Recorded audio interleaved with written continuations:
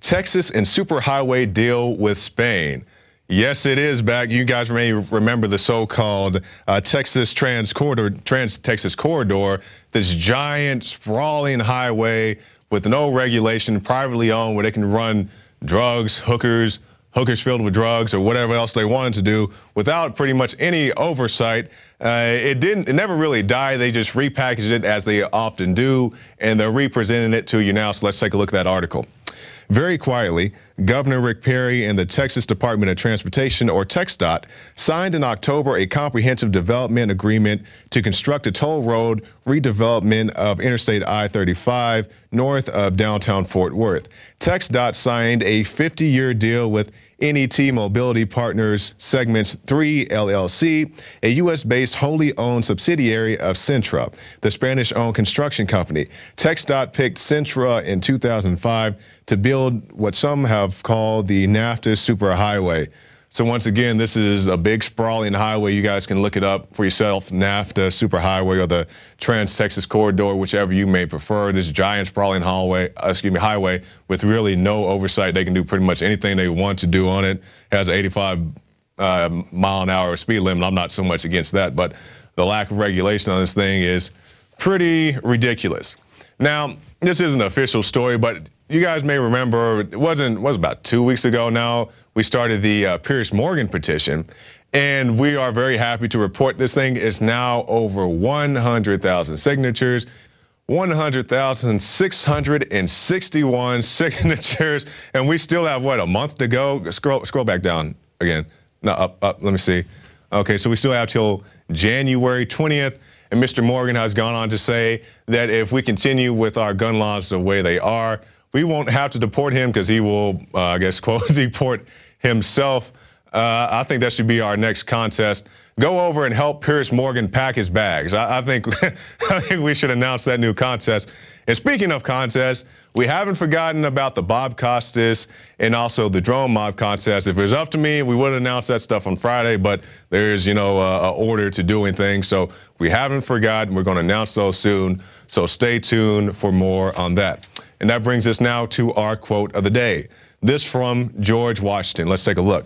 A free people ought not only be armed and disciplined, but they should also have sufficient arms and ammunition to maintain a status of independence from any who might attempt to abuse them, which include their own government. George Washington. So there you go. That's for all the people who say the Second Amendment is just for duck hunting or, whatever else, shooting at the range. No, you don't. A gun at the range isn't going to help you when somebody breaks into your house or, concealed carry things and things like that. And people keep talking about this this latest guy, the Sandy Hook guy, excuse me, not the latest guy. We've had stuff go on in San Antonio and other places since then that the mainstream media has completely ignored. But anyway, this latest guy, or say it again, the guy at Sandy Hook, you guys know who I'm talking about. They said he didn't even take his Bushmaster AR-15, if that was even the gun he had, into the school. They said he left it in his car. So there's this big campaign to ban a weapon that he, I guess he had, I guess he stole it from his mom, but didn't even get used in the shooting. And there's other things like people asking the question, if the guy did go into the school, where is the surveillance footage at? And people say like, well, we can't show that footage because it's disrespectful to the children. You don't have to show any of the kids getting shot. You can show the guy walking into the door. I mean, it's a school building. They should have plenty of footage of this lone gunman running through the school and firing his weapons or whatever the case may be. But anyway, back to the point, you need your guns, you need your ammunition. And why do you need more than 10 rounds in a magazine? Because a well-regulated militia needs more than 10 rounds in their magazines to fight, including those people who may be in their own government. I'm not saying be anti-government. I'm not saying shoot cops or whoever else. George Washington knew back then that you may need your firearms to protect yourself, and they knew what they were doing back then. So quit trying to change the Second Amendment.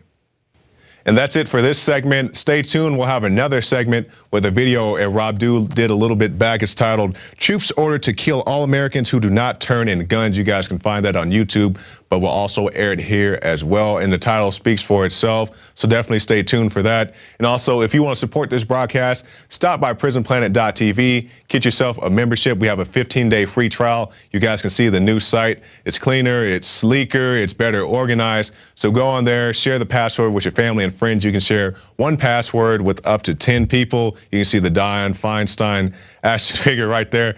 And if you guys watched last night's episode, Alex said he was going to interview the action figure.